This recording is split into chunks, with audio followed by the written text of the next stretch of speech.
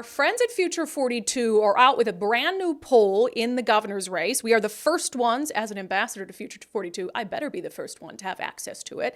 And it is good news, again, for the Dave Reichert camp. I mean, when you really think about, and look, are polls the end-all be-all? No. We are almost a full year away from the 2024 election, but certainly when it comes to fundraising, when it comes to how a candidate is positioned, polls are very important. And also keep in mind that Bob Ferguson is in a fundraising blackout.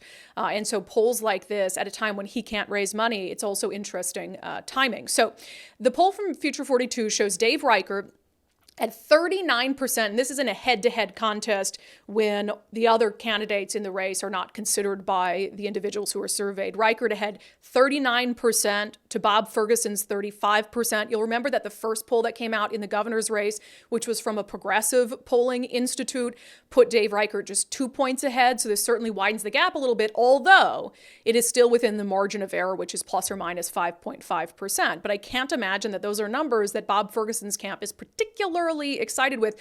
I'll just say with their polling methods, they polled 500 Washington voters. They matched them up to demographics, so it was reflective of the state, and the polls were conducted between December 9th and December 13th.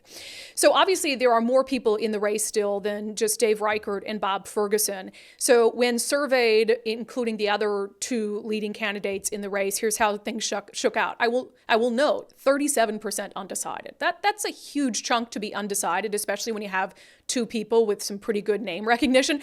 I want to meet the person who's undecided between Bob Ferguson and Dave Reichert.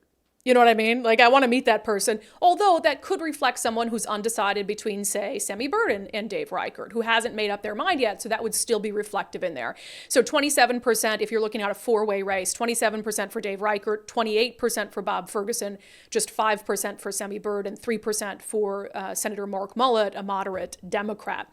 Some other interesting information that I thought I'd share with you guys in detail, because suburban voters are kind of considered like that's who you want to go after, right? Because they tend to be more apt to be swing voters, independent voters. So Dave Reichert, according to this poll, holds an advantage in suburban and rural areas, and Bob Ferguson holds an advantage in urban areas. I don't think that's a particular surprise.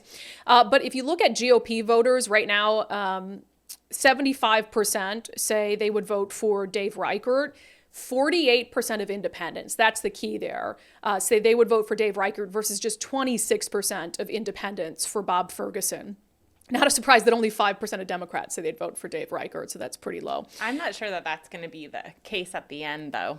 What do you mean by that? I've just been talking to a lot of friends who vote very Democrat, and even they have said they would vote for Trump if they had to at this point, because it's so bad. Yeah. Well, it's crazy. I don't know. It's people say one thing behind closed doors, and then if they say something publicly, they're like, I'm not going to say that. Okay, let's get back to this quick. So for urban voters and urban voters, only 29% say they would favor Dave Reichert. Suburban voters, 42%. I think one of the keys here is Dave Reichert is winning suburban women by quite a big margin, 41% to 25% for Bob Ferguson. And suburban women, I mean, there's a big chunk undecided there, 34%, but suburban women, these are the women who have in the past, really prioritize the issue of abortion access. And so maybe that's an indicator that Dave Reichert isn't turning them off as much as some would like you to believe. Okay, on favorability, and this will go outside the governor's race for just a moment. No one in politics in our state has particularly good favorability. I like to think that if my favorability was measured, it would be 100%. No? Why are you laughing? I mean, it'd be close. You disagree? Okay. It'd be close. So one thing I want you to pay attention to here, because I think it's interesting. So both Dave Reichert and Bob Ferguson essentially break even on favorability. But far fewer people know who Dave Reichert is, which I actually think is interesting. Because when you look at like the 19% who don't know who Bob Ferguson is, when people do know who he is, they don't like him.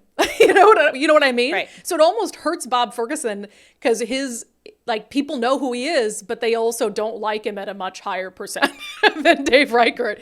I thought that was interesting. Democrats in the legislature with they're -3, they're 3 points under on favorability. Governor Jay Inslee, 9 points under on favorability.